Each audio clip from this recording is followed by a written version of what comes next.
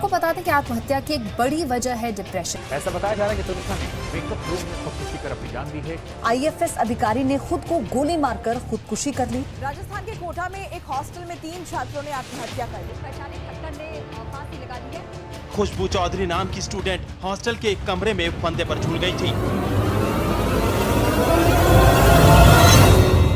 1,64,033 ये उन भारतीयों की संख्या है जिन्होंने 2021 में सुसाइड किया था, और पूरे वर्ल्ड की संख्या मिलाई जाए तो हर साल 8 लाख से ज्यादा लोग सुसाइड करते हैं।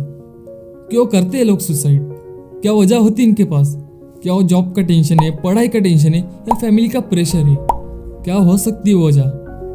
वो वजह होती है राइट डिसीजन ना लेने की। और राइट डिसीजन आप बस इसलिए नहीं ले पाते क्योंकि लोग सारा दिन ओवर थिंकिंग में डूबे रहते हैं। ओवर थिंकिंग सिर्फ हमारे माइंड को ही नहीं बल्कि पूरी बॉडी को डिप्रेस कर देती है, जिसकी वजह से कई लोग सुसाइड कर देते हैं। तो दोस्तों, आज की इस वीडियो में हम ओवर थिंकिंग के बारे में फुल डिटेल में बात करेंगे। दोस्तों, हमारी जिंदगी में अक्सर बहुत से रास्ते होते हैं, लेकिन ओवर थिंकिंग की वजह से हमें वो रास्ते नजर नहीं आते।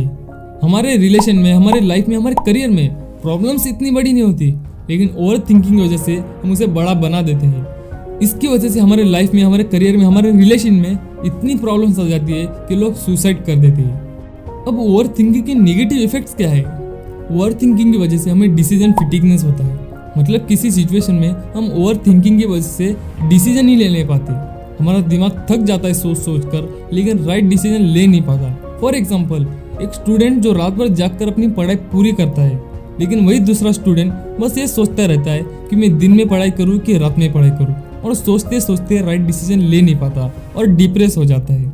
लेकिन पता कैसे करे कि हम ओवर थिंकिंग कर रहे हैं कि नहीं कर रहे? क्या होते हैं इसके सिम्टम? फर्स्ट, इनडिसिवनेस, मतलब हम डिसीजन लेने की पावर को फील नहीं कर पाते। हम किसी चीज का आंसर यस और नो में कर नहीं पाते और हमें बीच में बहुत ज्यादा कंफ्यूजन नजर आता है।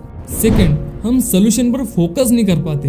मतलब जब भी कोई प्रॉब्लम आती है तब हम उसकी नेगेटिव एरिया में खो जाते हैं, यानी कि उस प्रॉब्लम का सोल्यूशन निकालने के बजाय हम उस प्रॉब्लम को बड़ा बना देते हैं, जिसकी वजह से हम सोचने की क्षमता भी खो देते हैं। थर्ड सिम्टम, स्लीप डिसऑर्डर, मतलब कि आपको सोने में प्रॉब्लम आती है। ओवर थिंकिंग आपकी नींद, सुख, चैन सब कुछ चुरा लेती है। आपका दिमाग बस सोचता रहता है, जिसकी वजह से आप बस कंफ्यूज हो जाते हैं। दोस्तों, ये थे कुछ ओवर थिंकिंग सिम्टम्स। अब बात करते हैं इस ओवर थिंकिंग से खुद को बाहर निकाले कैसे। First, distract over thinking. दोस्तों, अगर आपको सच में ओवर थिंकिंग से बाहर निकलना है तो आपको अपने दिमाग से ओवर थिंकिंग को डिस्ट्रैक्ट करना होगा। मतलब जो चीज़ सच में आपके लिए इंपॉर्टेंट है और जो आपके कंट्रोल में है, सिर्फ आपको उसी के बारे में सोचना है।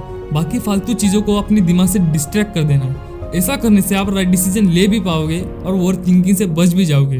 Second, stop thinking about your future and past. ज़्यादातर लोग बस अपने पास्ट और फ्यूचर के बारे में सोचते हैं, जिसके कारण वो अपना प्रेजेंट भी खराब कर देते हैं।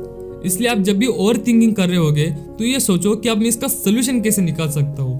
चाहे एग्जाम के लिए पढ़ना हो या चाहे किसी को बातचीत से कन्विंस करना हो, आपका एक्शन से आपका सोल्यूशन है, यानी कि आपका एक्शन से आपको सोल्यूशन की तरफ ले जा सकता है। इसलिए अपने पास्ट और फ्यूचर की ओवर थिंकिंग से बाहर आओ और अपने काम के प्रति एक्शन लेना शुरू कर दो। Third, don't try to control everything. हम ओवर थिंकिंग कब करते हैं? जब हमें लगता है कि चीजें हमारे कंट्रोल में नहीं है। उस इंसान ने मुझे बुरा क्यों कहा, उसे ऐसा नहीं कहना चाहिए था, अब मैं भी उसे ऐसा ही कहूंगा। हर चीजों को डिफाइन करने लगते हैं और एक्सपेक्ट करने लगते हैं। दूसरों का दुख, दूसरों की बातें, लाइफ की कई सारी प्रॉब्लम्स, लाइफ के कई सारे फैसले हमारे कंट्रोल में नहीं होते। हम उसके बारे में जितना भी सोचते रहेंगे तब हम ओवर थिंकिंग के चक्र में फंसते रहेंगे। इस चीज को आप आज समझो, कल समझो या 10 साल बाद, लेकिन आप हर चीज को कंट्रोल नहीं कर सकते। इसलिए वही करो जो आपके कंट्रोल में है। दोस्तों, एक बात हमेशा याद रखना, अपनी जिंदगी इतनी भी सस्ती नहीं होनी चाहिए कि छोटी सी प्रॉब्लम हुई तो हम सुसाइड करने जाए। जिंदगी मिली है तो इसमें दुख, दर्द, कई सारे प्रॉब्लम्स तो होंगी, लेकिन आपको हिम्मत दिखाकर आगे बढ़ते रहना होगा, क्योंकि उस अंधेरे का भी अंत होता है जब सूरज का प्रारंभ होता है। तो आपको यह वीडियो कैसी लगी कमेंट करके जरूर बताएं और इस चैनल को भी सब्सक्राइब कर दे। तो मिलते हैं अगले वीडियो में, तब तक के लिए खुश रहे, खुशियाँ बढ़ते रहे और अपनी केयर करते रहे।